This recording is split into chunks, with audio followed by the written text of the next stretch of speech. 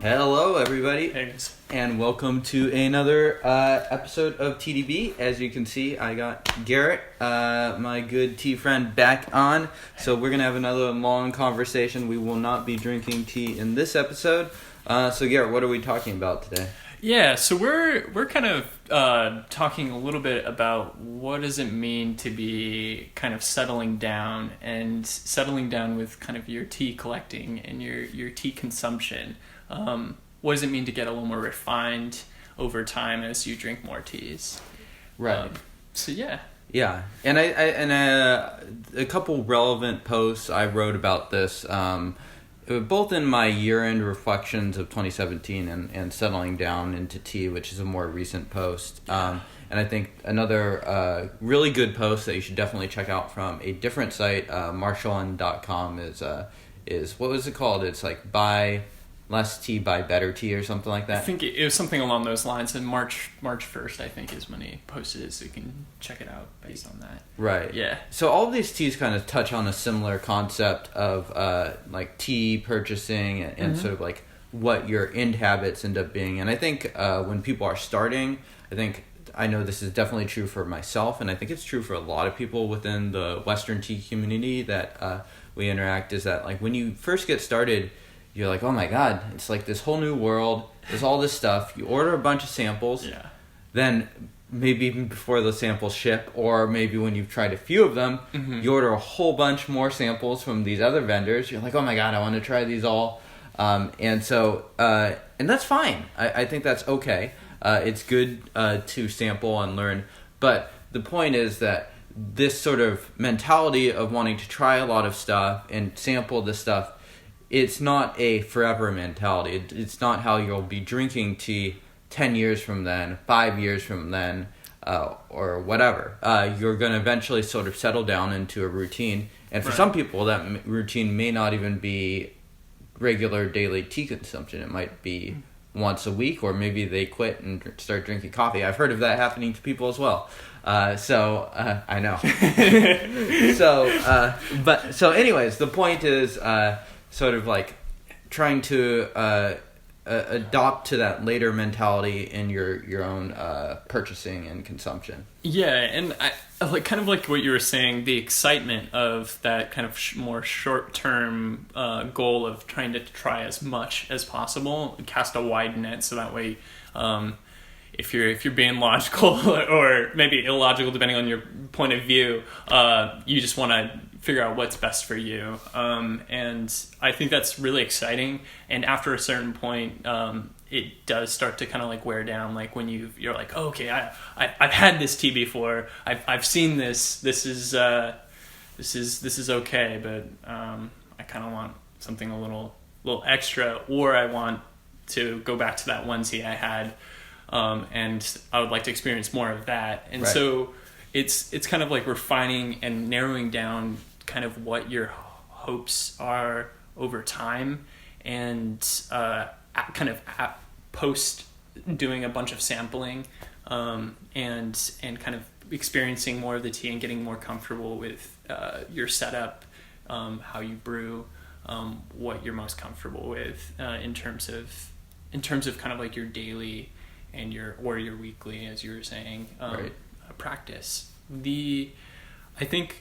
I think a lot of it goes back to kind of the idea of that was kind of bouncing around the Pu'erh community, I feel like, a while back, less so now maybe, but that like if you find a tea that's really good, you must like buy a bunch of it, like tong it up, and I guess what I want to do is kind of like break that down in terms of like how has that worked for me in terms of like how many teas have I like regret like not buying more of, versus how many teas have I been like,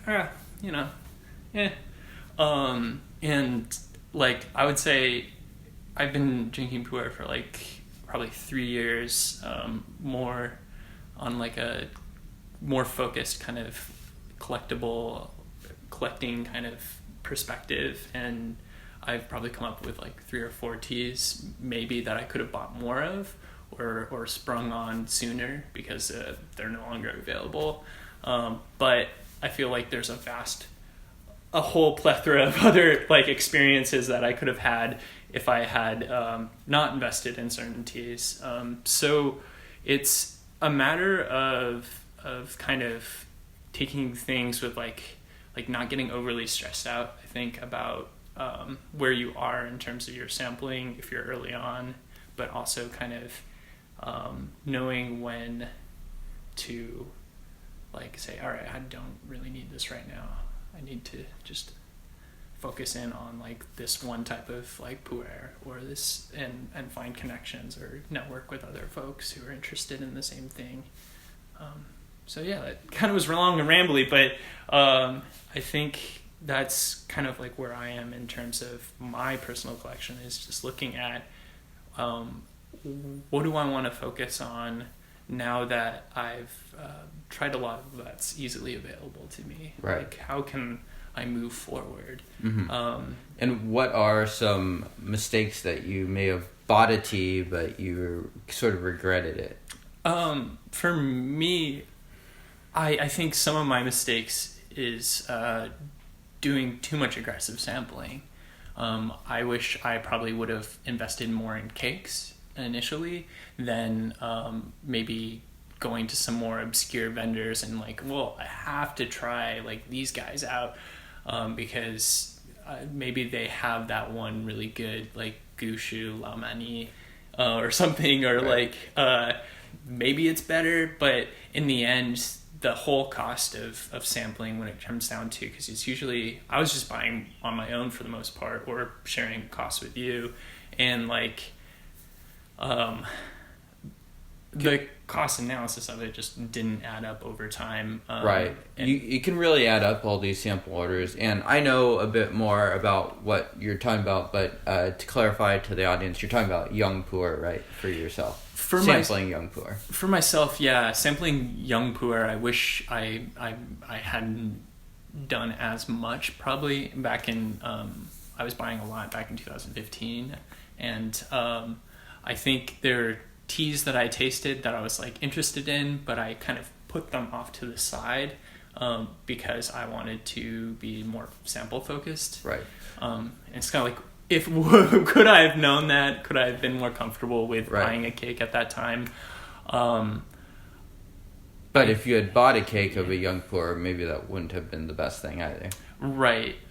Because I would have that uncomfortable feeling about like, well, what if? Yeah. That there was another tea out there. Yeah. And I think that's really good advice for people that are just getting into the hobby, because young Pu'erh definitely sort of saturates the conversation. It's a huge percentage of the tea that gets hyped and is available for Westerners. Yeah. So I think it's easy to just sort of treat it as like there's two types of tea. There's ripe Pu'erh and there's raw Pu'erh, and like and they drink of that raw Pu'erh, like 95% of it being young.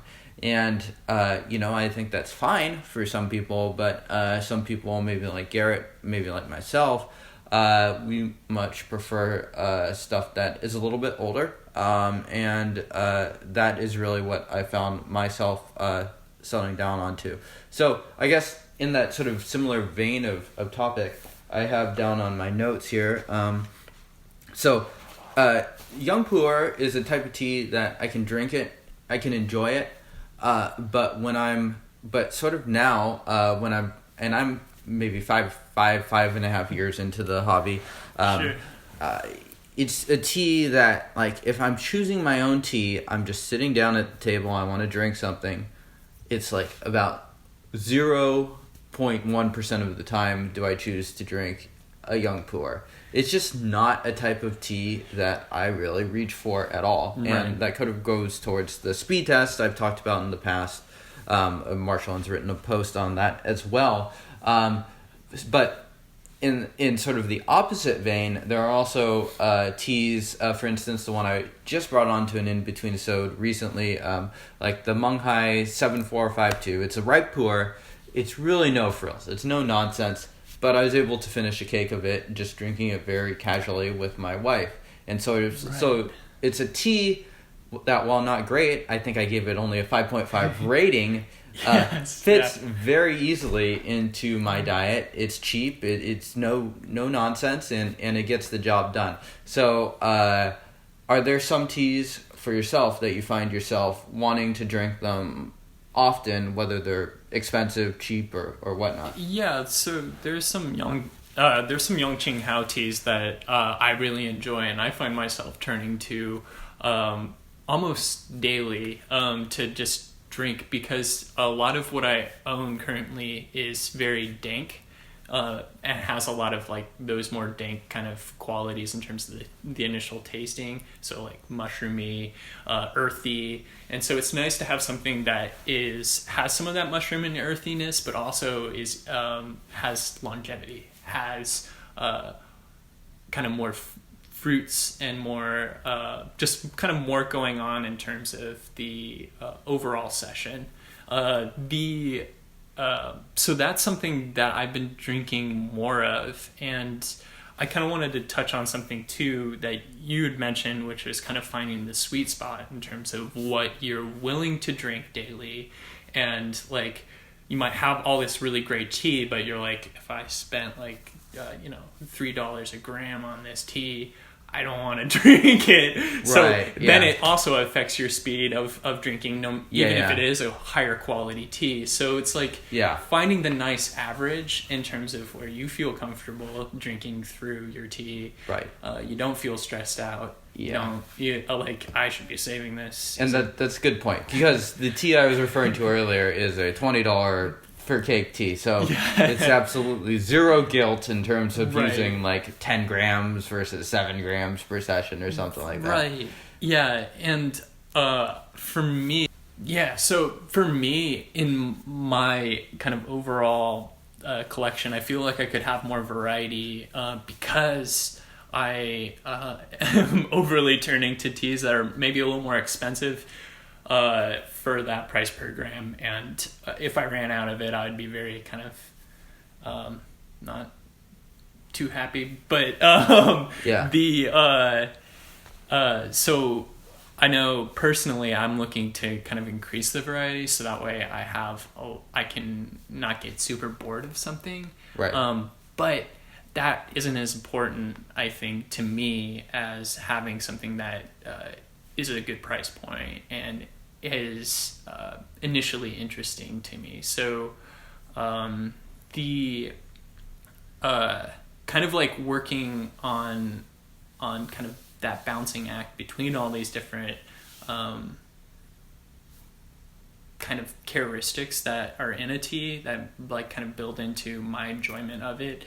Like the kind of like the narrative I tell myself about the tea as I'm drinking it goes equally into the quality of the tea itself, I feel like. So it sounds like variety is nice, but it's secondary for you in terms of just like finding a tea. Like if you end up with like a bunch of like 10-year-old Iwu tea, that's fine. You'd rather have that than like having this plus like one ripe plus one young raw plus etc. Yeah.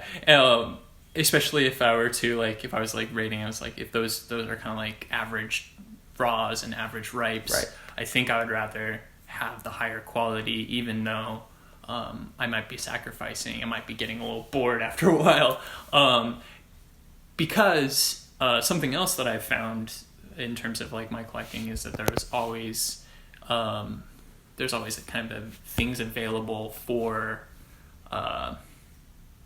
there's always things available in the future.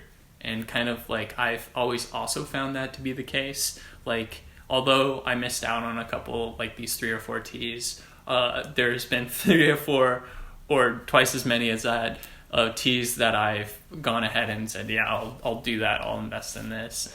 Right. And I think that's important. I think it's important not to come from a place of too much scarcity, of thinking that every single tea is going to sell out at any moment. Right. especially when you're just getting started into the into the Pu'erh world. If you're starting to get plugged in, for instance, to an online tea community and stuff like that, and you're just like in your first couple of months getting into it, odds are your opportunities to buy different sorts of tea are going to vastly increase before they decrease. Right. So don't, if you're just getting started, really take your time, have some patience. There's no need to hit anything hard yet in terms of like buying 2 tongs of anything or whatever.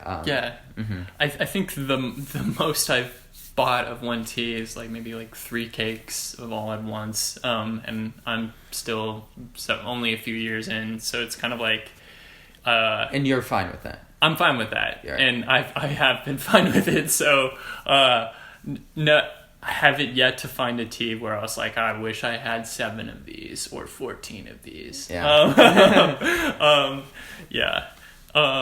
But yeah, so that may be the case for you, may not be, but I would say more likely it's like keeping your options open is always kind of like a nice, safe thing that allows you flexibility in the future. Right, exactly. And I guess another thing that the post touched on a little bit is sampling, and I think I know that I was this person at one point of just having a ton of different samples around. Right. You probably saw mine where I had like a giant bag of, here's like the mid-aged Iwu sample bag, here's like the young Iwu sample bag, and I probably had around, I estimate maybe 500 samples around at one point in my apartment. And for me, my problems are slightly different just because I do have this site and a lot of samples end up crossing my way.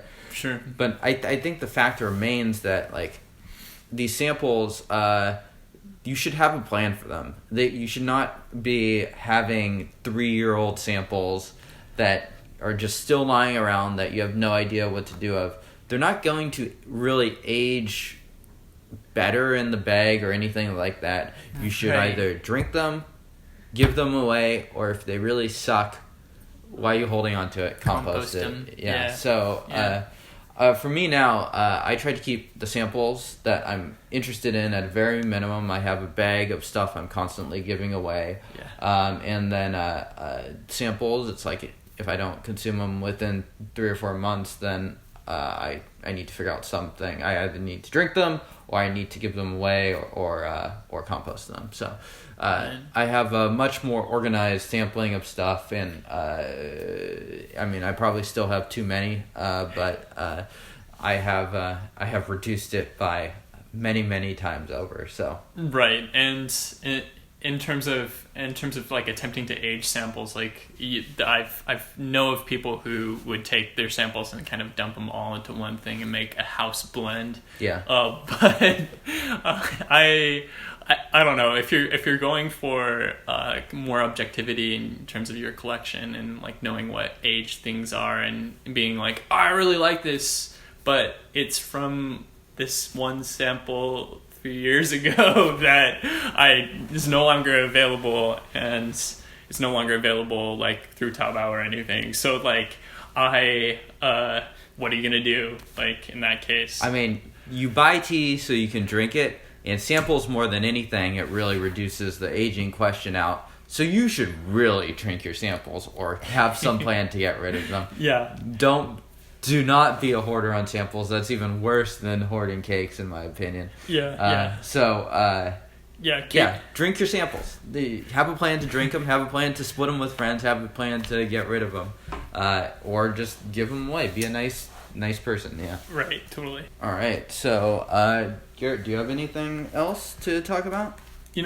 I think I touched on everything that I was hoping to get across, that it's not a straight line in terms of your collecting, but it's also equally important to be thinking about the future. Right. And then be cautious of samples. I think the other thing to be aware of is sort of your own how much you're actually consuming, especially if you are at a stage where you're not sampling as widely as maybe you used to be, right? And stuff. So in that post that you were talking about, Marshall's post, he projects about 10 grams of tea per day, which would put you out to 3.6 kilograms, which is about 1.5 tongs is what he puts it at. So I've also tracked my own tea consumption, and for me, I put it in like sort of tea that I have when I'm on my own and I'm choosing to drink X and X rather than catering towards like a guest taste or something like that. And so my consumption actually, using those parameters, came out to far less than even Marshall's post. So that also sort of has the implication that hitting hard, like if you're consuming 1 kilogram per year, if hitting hard is 2 tongs, which is 5 kilograms, that means you're literally buying 5 years of tea when you do that. So when you buy that, whereas if you consumed, for instance, 3.6 kilograms, then that's 1.3 years, 3 years of tea. So it's a very different thing. Yeah. And if you're, depending on like your age and where you think you're going to be in the future, do you think you can hold on to several mini fridges worth of tea, like for 15 years, 20 years? Right. Like, it's a great assumption, but it's also something important, and something that I know I personally think about is like, am I going to be moving? Where am I going to be going? Right. And will this, like, sure, I could probably hire a mule and like put it on and take it with me where I'm going, but that's a pain in the ass. That's a pain in the ass. Yes. Yeah. So, kind of knowing where you're going to be, and if you're going to be drinking the tea when you're older, like, are you going to have 5 years of like pleasant tea drinking available to you? What are your other kind of like life goals in terms of like, if you're having tea every day and you're having like an hour session each day, is there something in like your lifetime that like would change that? Maybe a different job, maybe like you want to start a family, or you want to do something, right? Like that will throw, as I am sure like folks have seen, like with other bloggers who maybe were blogging like the kind of 2010 to 2013 time frame and maybe aren't blogging anymore because their lifestyle has changed. That right. Like, that's something that happens, and it's cool to think about like that you'll have this tea always available for you, but will your tea drinking habits, your tea practice be able to support that in the future? Yeah, I think that also brings some interesting points, whereas like the time frame for certain stuff and how we think about it in our head can differ. 5 years for being into tea, that's a really long time. Yeah, that gives you a lot of experience. You've been drinking for a while. Most people would consider you like a veteran of the Western tea scene. You've been around. But 5 years in terms of Pu'erh age, not that much. Minuscule. Really not that much. Yeah. Like these teas are getting to semi-aged in like 10 years or so, and like more humid climates than we live in. Right. So like really not that long. So you need to think about that really carefully for your own habits, because like there is no guarantee that how your habits will be, and most likely I think if you're watching this thing, I don't think your tea consumption will really increase much. Maybe it can. Maybe your job changes or something like that. Yeah. But odds are life happens and your tea consumption goes down. Right. So from these initial years that when you started out. Another reason to sort of curb your Pu'erh purchasing and whatnot. Yes. And of course there are some exceptions. Like people, I know of some people, and I think they're insane, but they consume up to an ounce of tea per day. So hitting hard for that person might actually be a really good thing. 2 tongs, it might be like, oh man, what would that be for that person? That'd be like, they'd be finishing a cake in like 12 or 13 days. Yeah, their liver, So their livers must be like All right. Yeah, it must be good. real solid. Yeah, Yeah. that's like 30 cakes per year. That's a lot. So, so that's far more than me. So think hard about your consumption. Right. Maybe do a little bit of logging, as I've done in the past, to sort of see how much is a healthy amount. Right. So I think that concludes the thoughts for me. If you have any last words. I think that also concludes for me too. So, yeah. Thank you guys for tuning in. Let us know how you like this. Garrett, unfortunately, may be moving away soon, so hopefully we can get him back for at least one more episode. Yes. I hope so soon. Yeah, and we will see you guys next time. Cheers.